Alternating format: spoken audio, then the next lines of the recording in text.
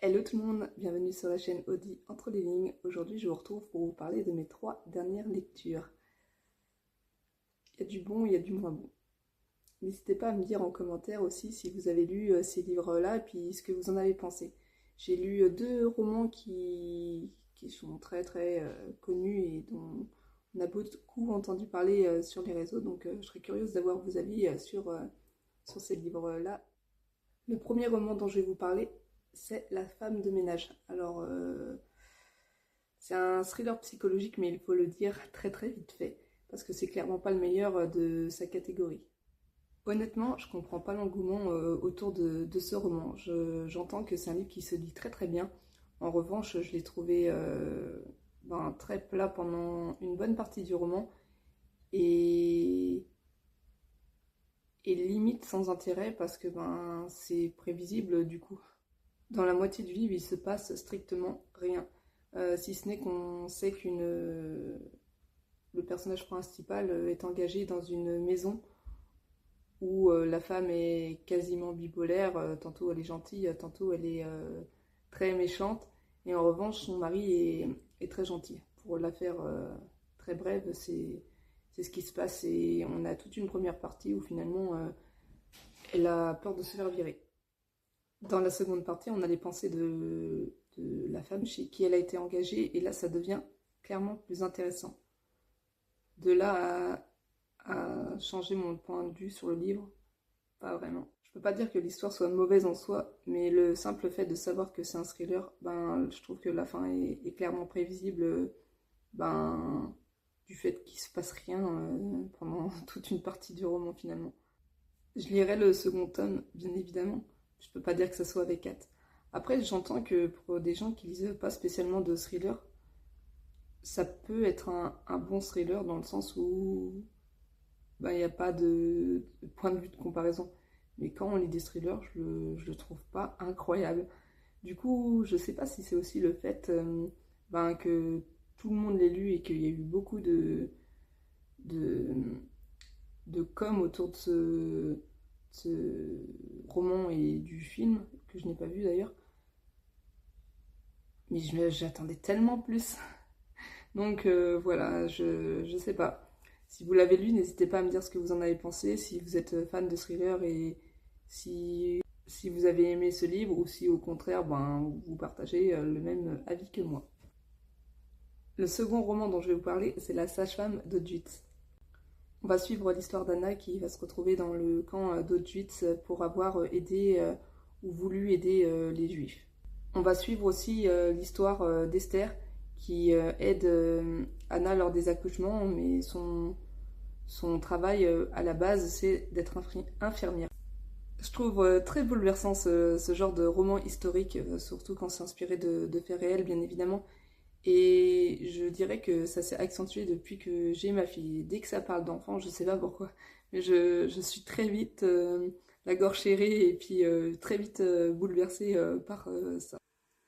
Dans le même contexte historique, j'avais préféré le roman Le voyage de Silka. Je le trouve un peu mieux écrit et un peu plus prenant. Mais il me semble, ça fait quelques années que je l'ai lu, qu'on n'avait que le point de vue de Silka dans ce roman-là, alors que là, le fait de partager 2 avis, je trouvais que ça coupait un peu, euh, même si c'est tout aussi prenant. Après, c'est un roman qui est lourd d'espoir, de bienveillance, même dans des situations qui sont terrifiantes. Bref, si vous avez des recommandations sur ce genre de livre, n'hésitez pas à me le dire parce que je suis très novice dans ce genre-là, parce que je vous le dis, j'ai lu seulement Le voyage de Silka dans le même genre. Dans le même genre. J'avais aussi lu le Tatoueur. Et puis c'était...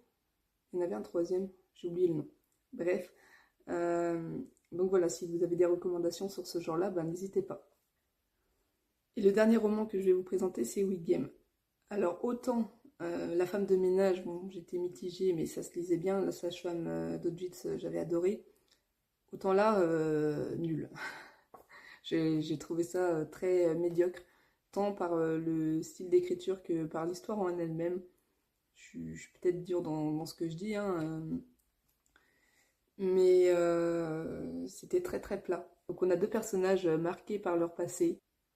On a Hunter, donc un personnage masculin qui est désagréable au possible. J'ai eu beaucoup de mal au début avec ce personnage parce que tant il est exécrable.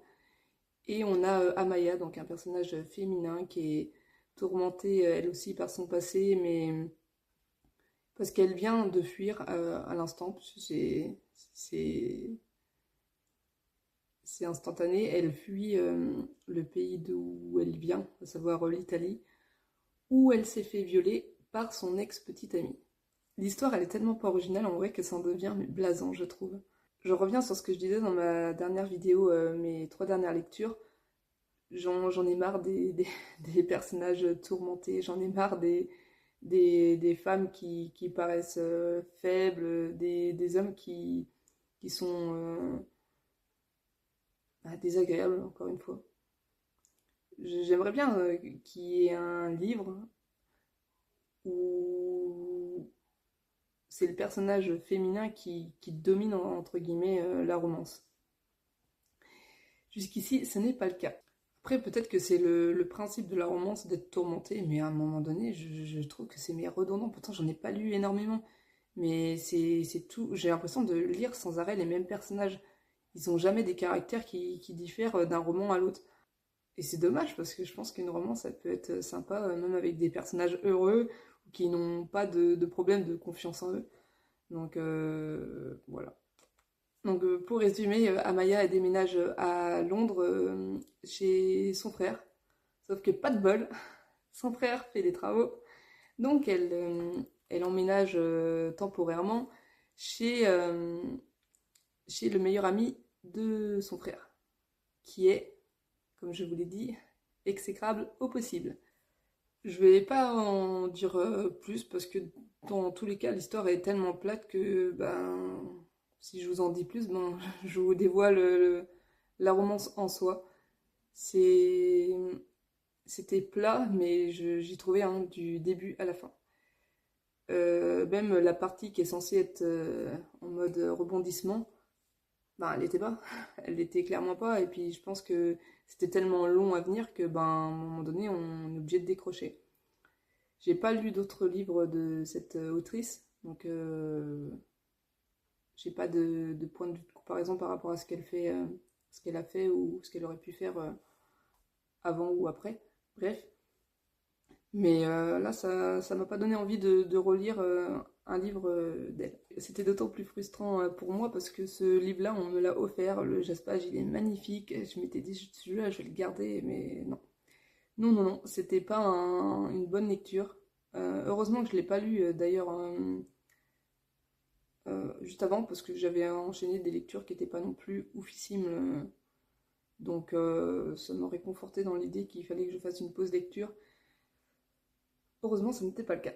Voilà, voilà. Bon, ben, moi, je vous ai présenté mes 3 dernières lectures. J'espère que cette vidéo vous aura plu. N'hésitez pas à me dire encore une fois si vous avez lu ces livres, si vous avez des recommandations et ou aussi ce que vous lisez en ce moment. Je vous fais de gros bisous et à une prochaine vidéo. Bisous bisous.